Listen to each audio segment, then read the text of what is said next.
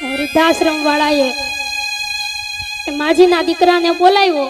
દીકરો આવ્યો અને માને મળવા માટે ગયો. જોયું તો માની હવે છેલ્લી ઘડી હતી.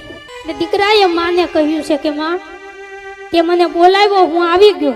એટલે માએ કીધું કે બહુ સારું કર્યું દીકરા, તું આવી ગયો બહુ સારું કર્યું, પણ હવે તું મારી એક છેલ્લી ઈચ્છા છે ને તું પૂરી કરી દે. દીકરાએ કહ્યું કે બોલ.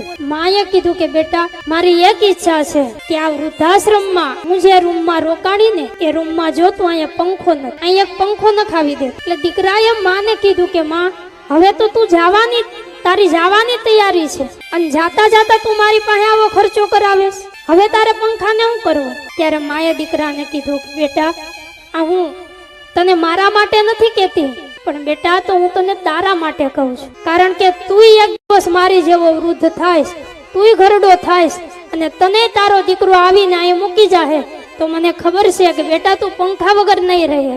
આ છે માં કે જેને મરતી વેળાએ પણ દીકરાની ચિંતા થાય. એ માની તોલે આ જગતમાં કોણ આવે? એટલે મા બાપ જીવતા હોય ને ત્યાં જ તમે એની સેવા કરી લેજો.